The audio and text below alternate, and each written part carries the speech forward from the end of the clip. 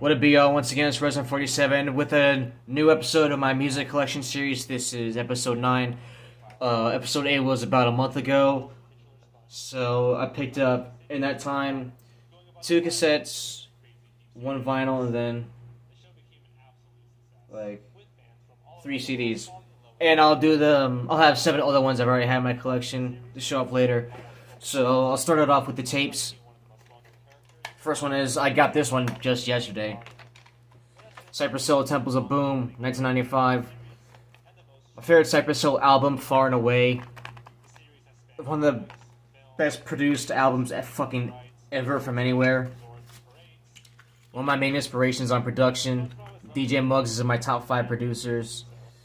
This is like some dark, haunting, rainy night shit. I don't think that pick right there, I don't think that's in the CD if I remember.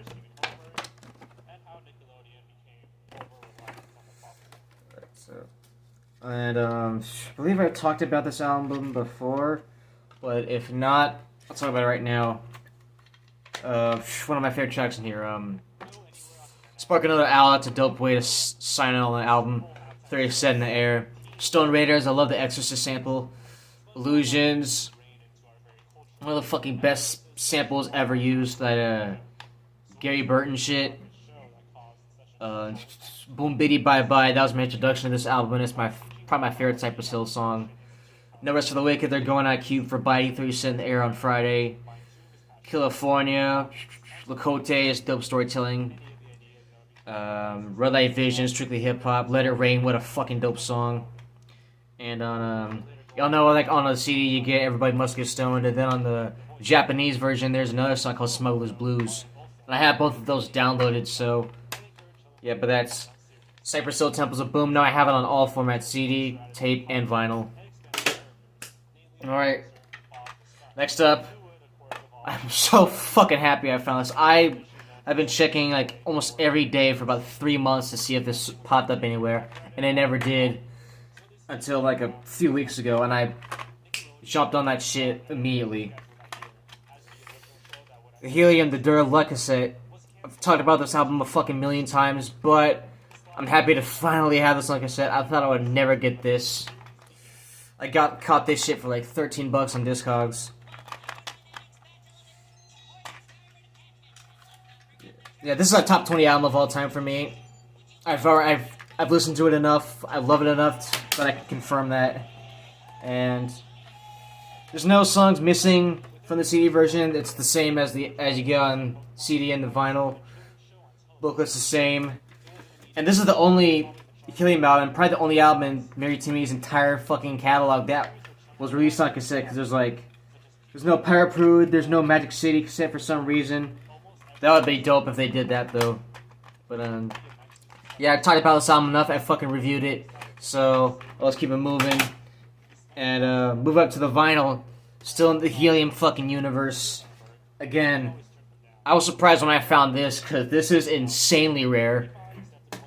It's the American Gene vinyl from 1992. This is their very first record that they put out back in like the fall of '92, 30 years ago.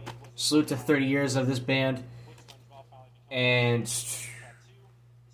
this was like their okay, so before Helium, this band was called Chupa, but that was before Timmy joined, and this was the first record they did with her in the band.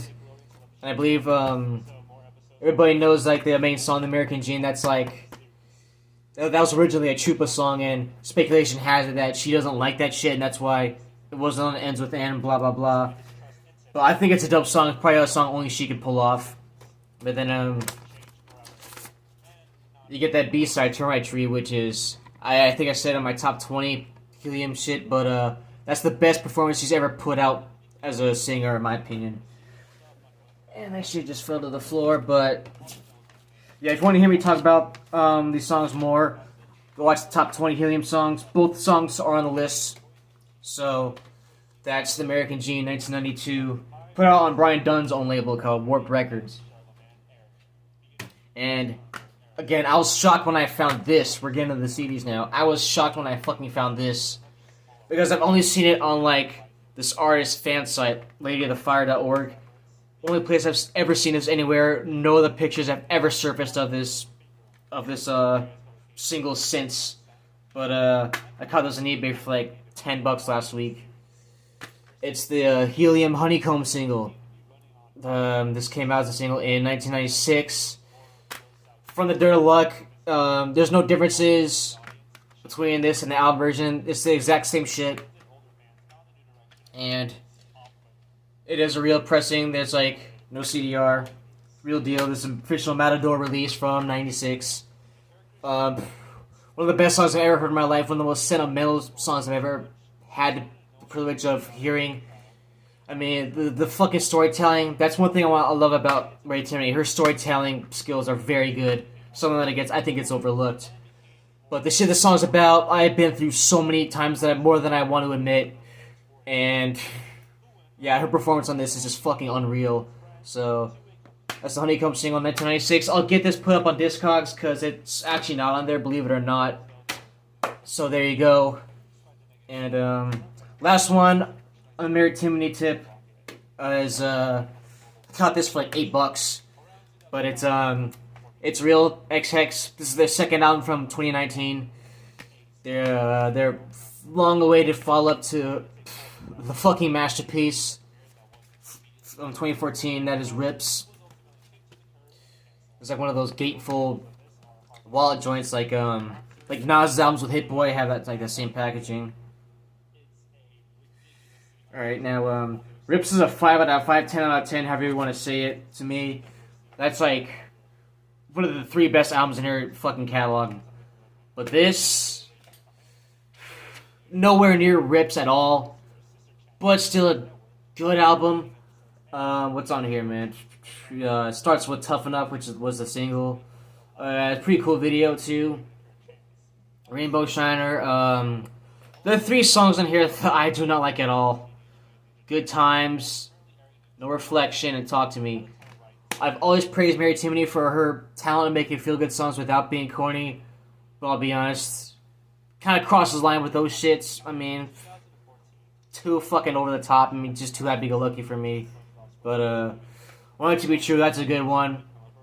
Her voice sounds pretty good on that song. Another Dimension, 𝐓𝐚𝐸𝐸, Radiate.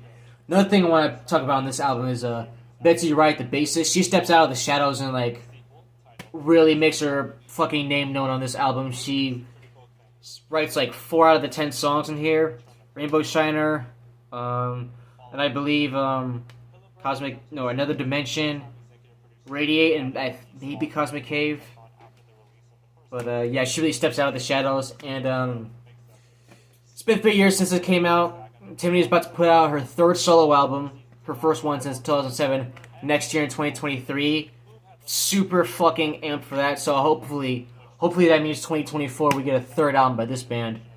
So It's Real 2019, and I will be doing a review for that hopefully soon, because I did one for Rips. All right, now into the shit that everybody likes hearing me talk about, the hip hop shit. So this album I've had the reissue of for like 5 years, and I've always wanted it, the OG pressing, but it was just never a big desire for me. And I got it like a couple of days ago.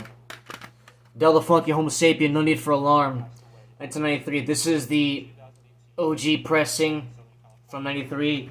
For the longest time, I've only had like the remaster.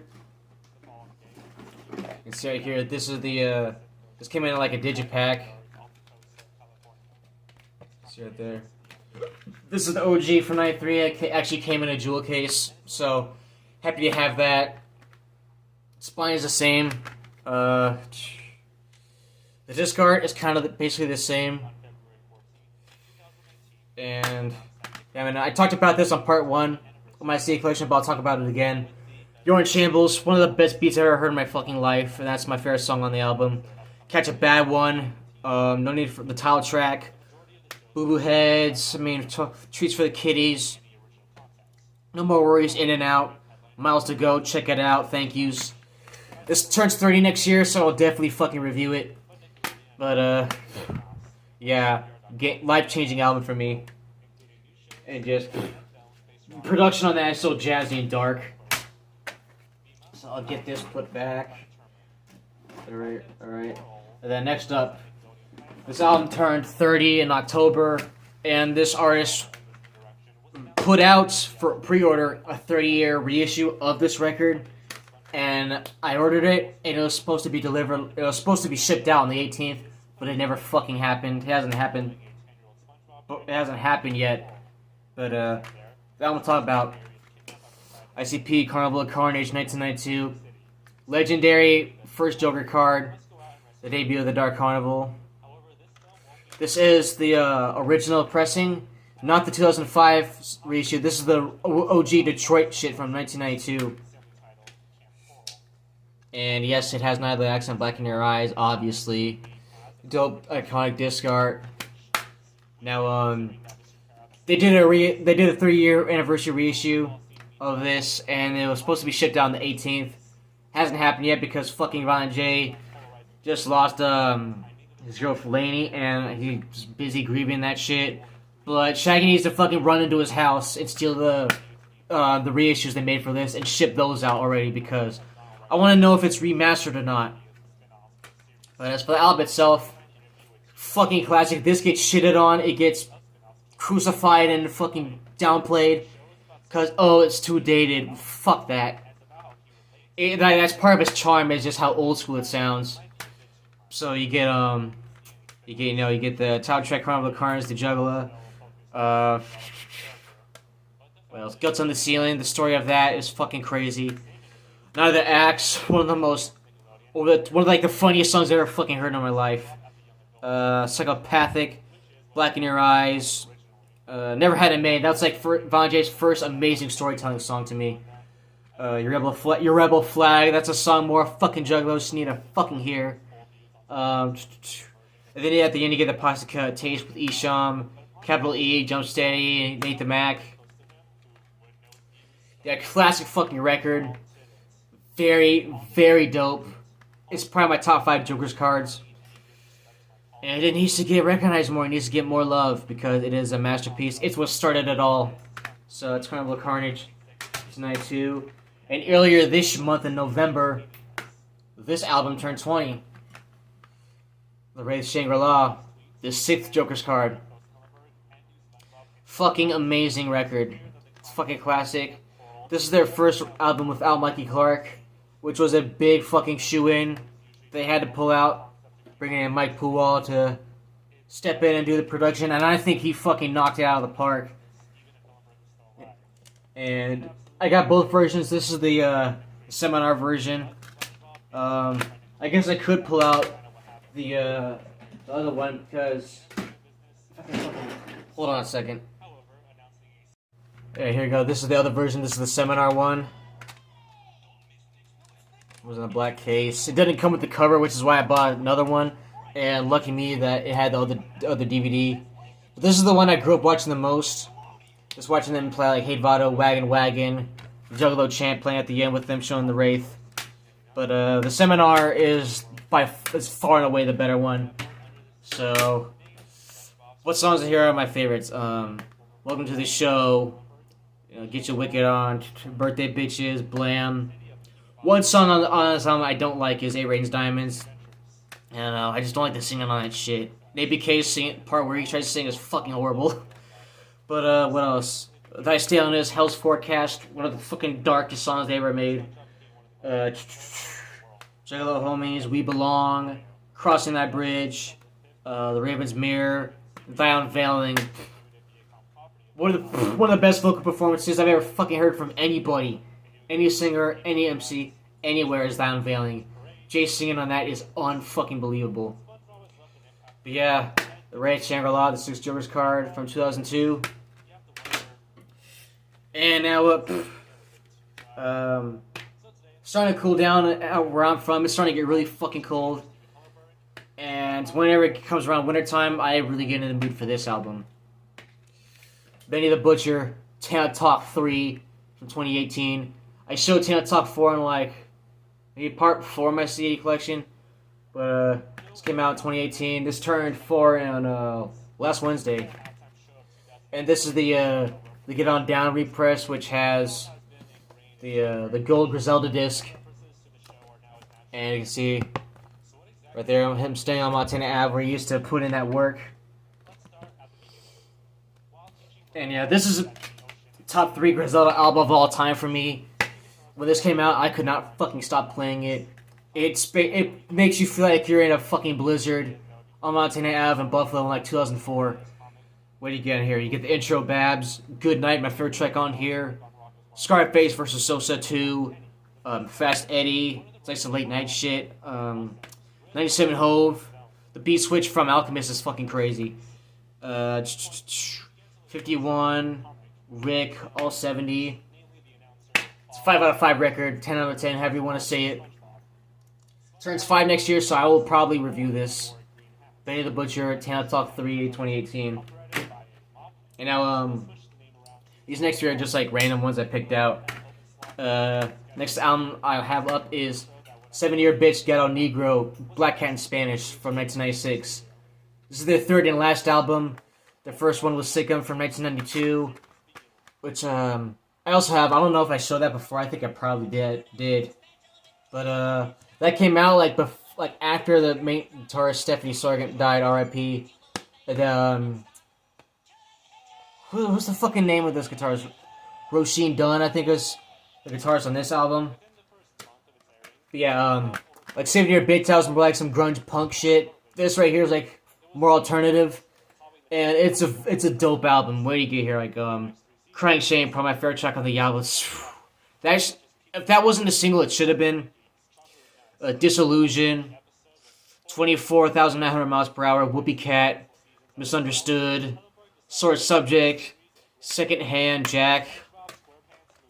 Dope record. If you want to get into 7-Year Bitch, I'd say start with Sickum and then go to this Gato Negro, 1996. And last 2 from my favorite band of all time. And I found this on vintage stock back in Halloween 2020. And I was shocked when I fucking found this because this is like insanely rare.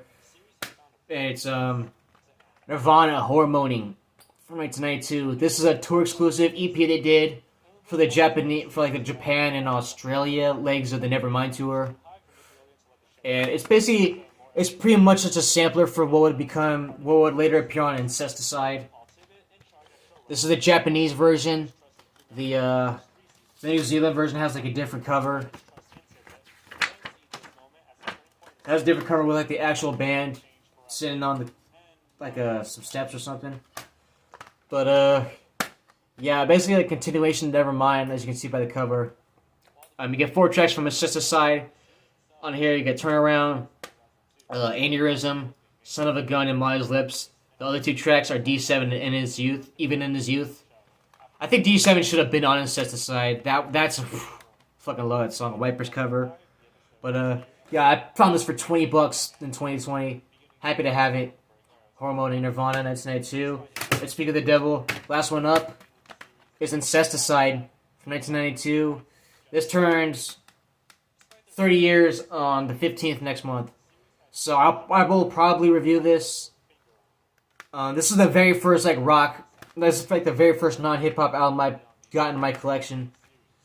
And I think this album gets overlooked. I fucking love it.